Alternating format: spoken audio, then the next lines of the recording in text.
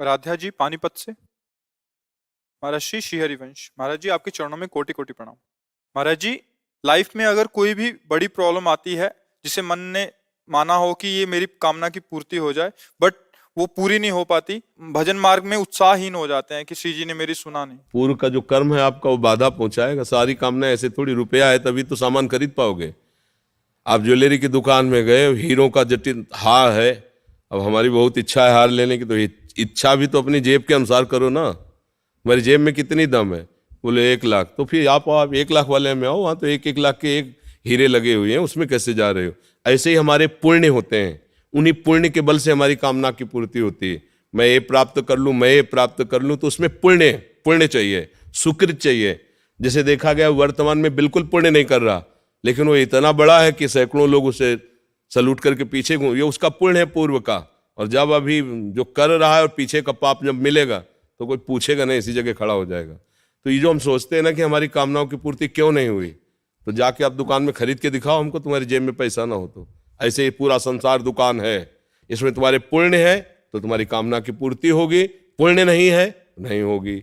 आप उस कामना तक पहुंचते पहुंचते वापस आ जाएंगे।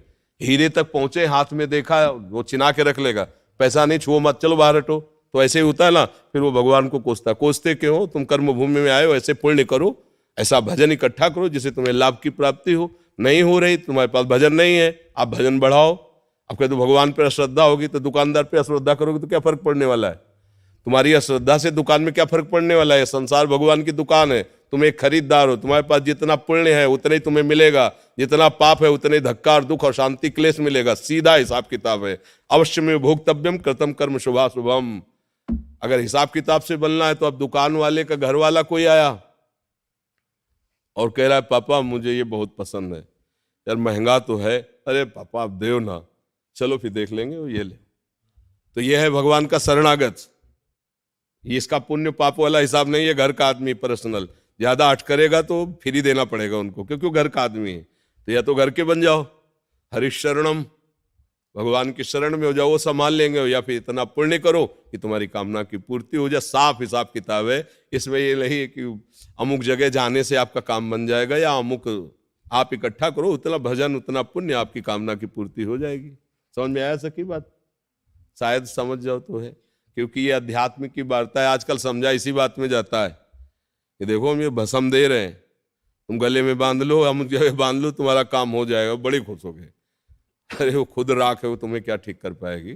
अगर वो अपने कामनाओं की पूर्ति कर लेता तो काहे को और नाटक करता? वो खुद ब्रह्मा बन के बैठ जाता। छोटी मोटी कामना काहे करें? सीधे ब्रह्मा बनने की कोशिश करो, पूरे सृष्टि का मालिक बनने की कोशिश करो। कामनाओं की पूर्ति बिना भजन के नहीं होगी, और भजन करना अत्यंत कठिन है।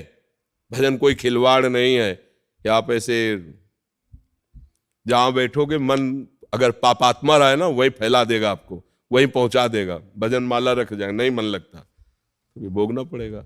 और भजन करके देखो क्या नहीं प्राप्त हो जाएगा। भजन करने वाला ही तो कुबेर बना हुआ है, भजन करने वाला ही तो देवराज इंद्र बना हुआ है, भजन करने वाला ही ब्रह्मा बना हुआ है। ये भगवान के ही भजन से सब पदाधिकारी बने हुए हैं।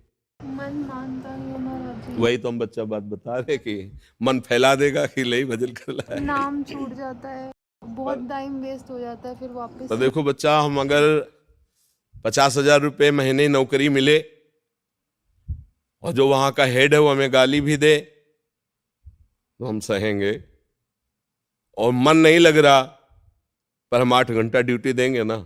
क्यों? क्योंकि पेमेंट चाहिए। ऐसे ही हमें सुखी होना है तो लोग हमको गाली दे तो परवाह नहीं करनी, मन ना लगे तो परवाह नहीं करनी, क्योंकि मुझे सुखी होना है। और सुखी कैसे होगा? भजन से होगा। तब लग कुशल न जीव को सपने मन विश्राम, जब लग भजत न राम को शोक धाम तज काम।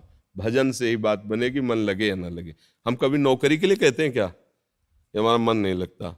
नहीं, वहां नहीं लगता तो भी मन को सिखाएंगे। ये 50,000 रुपये महीने मिलते हैं, यहाँ मन लगने की बात है, यहाँ जीवन की बात है। तो यहाँ ये बात देखनी कि भजन से हमारा जीवन बनेगा या मन लगने की बात है? लगना पड़ेगा, राधा राधा राधा राधा, बात बन जाएगी।